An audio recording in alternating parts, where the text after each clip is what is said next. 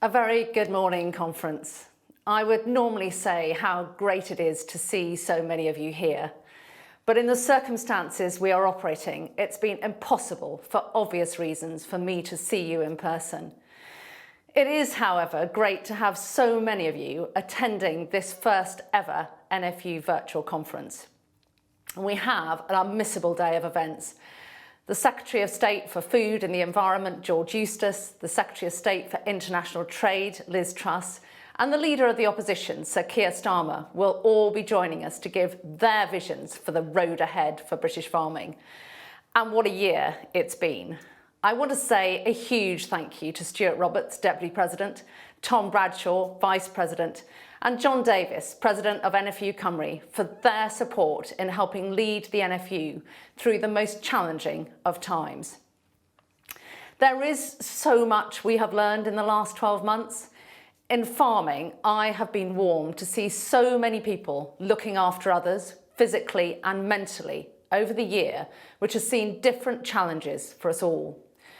As the saying goes this year, we may be in different boats, but we are all in the same storm. And thank you to every NFU member. You've been key workers, media stars, community champions and farming advocates. We are so lucky to have you in membership. But I know that many of you have suffered loss this year, and you, your families and your friends may have been impacted directly by this savage virus, and my thoughts are with you. I think it's fair to say that when I stood in front of conference last February, I didn't quite envisage the next 12 months would pan out like they did. Who did? The first lockdown caused massive disruption as restaurants, pubs, hotels and garden centres closed overnight. And at the same time, we saw supermarket shelves stripped bare as the worst of human nature saw the hoarding of food.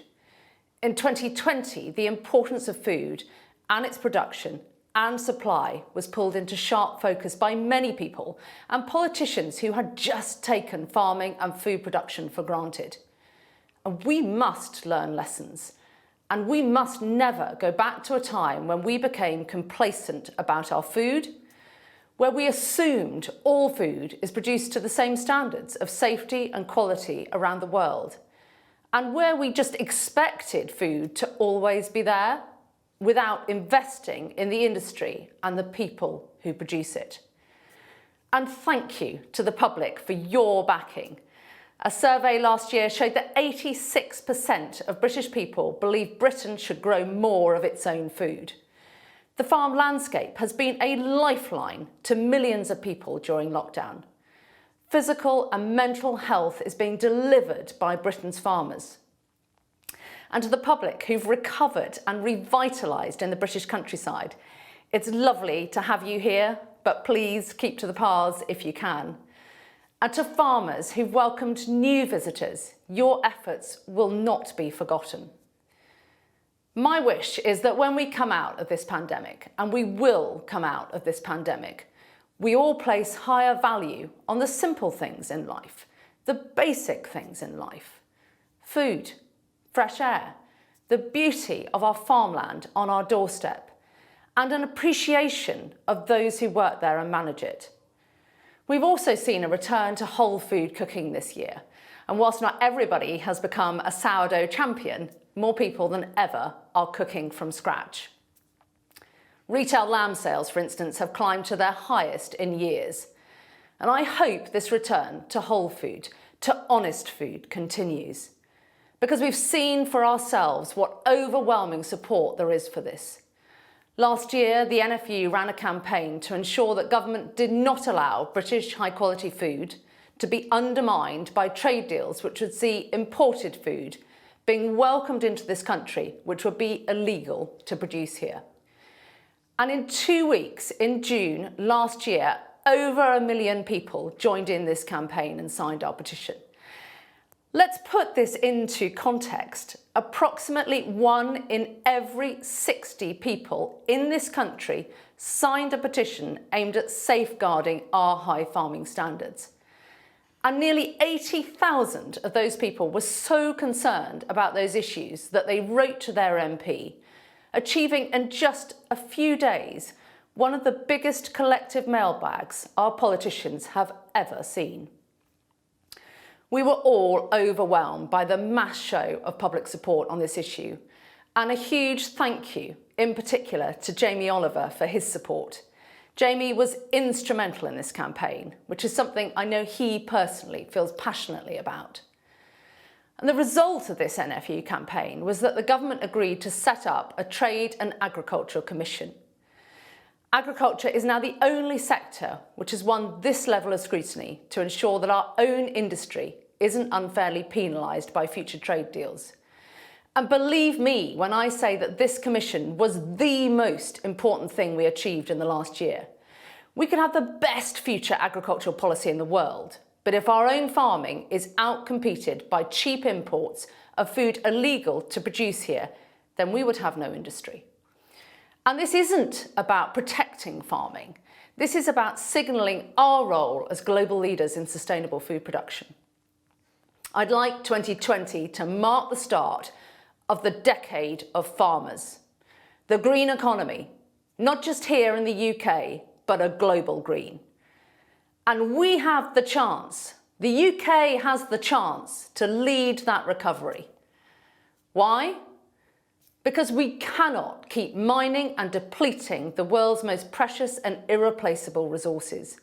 We need to grow things in an ever better, more sustainable way, end our total reliance on non-degradable, man-made products, and stop thinking that we can green up Britain at the same time as signing trade deals which export degradation to other areas of the world. British farming has an ambition to go net zero by 2040. How many other countries share that farming ambition? And we have to recover from this as a united globe. We all have to take responsibility for what we are eating and indeed what we're wearing, where it comes from and how sustainable it truly is. Balanced farming produces the ingredients for a balanced diet and a balanced environment. And it's simply not enough to say we are global leaders. We need to be able to demonstrate that. If we want to remain the #1 supplier of choice in Britain and to open up new markets in new countries, then we need to be able to show off our standards in an independent, verifiable way. Farming has invested in the Red Tractor standard for the last 20 years. It has reinvigorated the image of our food and those who produce it, and it demonstrates the traceability and standards of the product. But some have taken advantage of this. And I say to you this morning, the hypocrisy, particularly in the grain market, must end.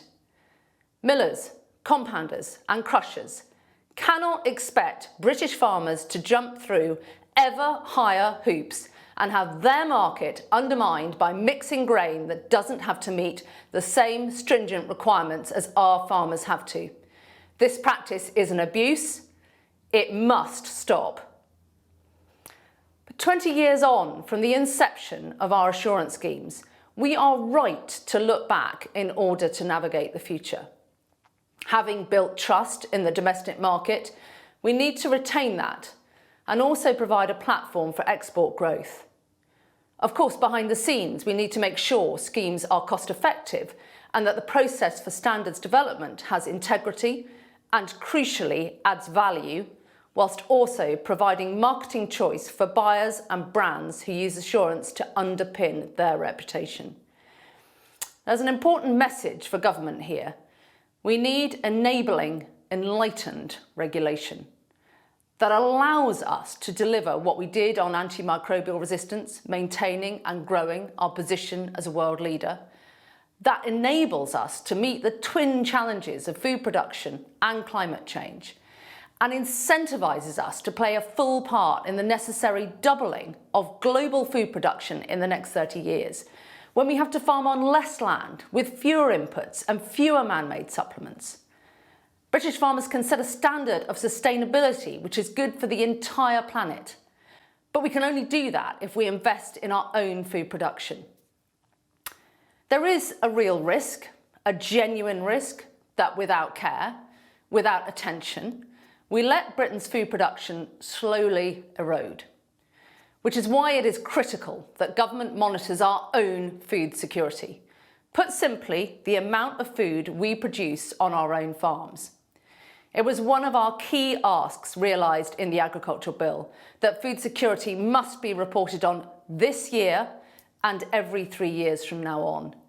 This reporting, due to happen in the next 10 months, must be a meaningful document that accurately assesses where we are now and how we are going to make improvements in the future. At the start of this decade, let us not forget that before the 1947 Agricultural Act, Britain was just 30% self-sufficient. Many in Europe were starving, and in the UK, food was rationed.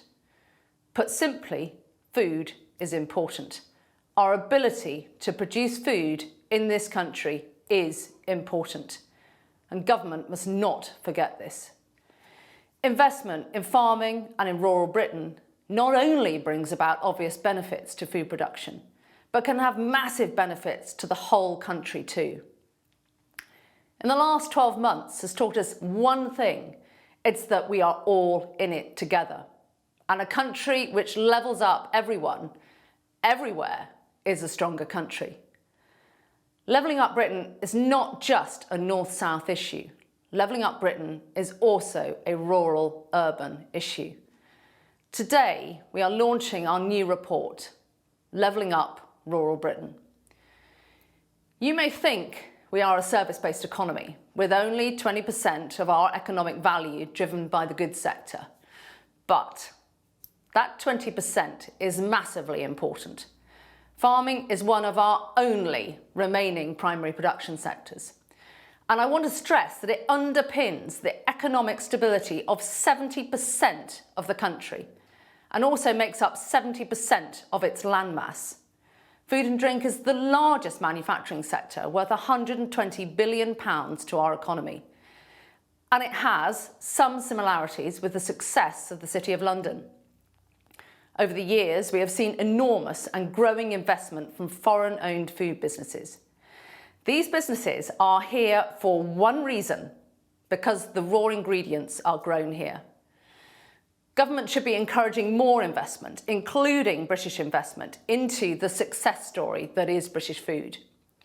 We need to enable collaborative green growth to level up rural Britain, providing the economic solutions to a truly one-nation UK.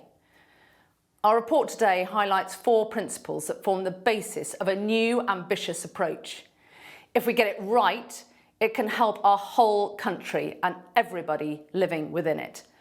Rural Britain can deliver jobs, green growth, exports, and well-being for a nation in recovery. And I'm so pleased to see what a strong lineup we have here today at our virtual NFU conference, where we can see how these opportunities can be realised for farming in the coming years. So thank you for joining us all today, from your farm office, your kitchen table, or even your tractor. We know the world is an unusual place at the moment, but we have to get ready for the future. We face a time of risk, opportunity, but above all else, a time of change. This year will most likely conclude the free trade agreement with Australia and New Zealand. Canada are back at the table, and the Trans-Pacific discussions have started. These are the biggest agricultural exporters in the world. We can choose to look inwards, pretend that nothing will change, or we can look up, open our eyes to the world and decide to own our farming destiny. Collaborate like never before, buy together, sell together, lead the world on sustainable food production, driving profitable, thriving businesses that can do ever more for the environment and biodiversity. I see that leadership every day on your farms. So let this be the decade that the rest of the world sees and buys into it too. Thank you so much for listening.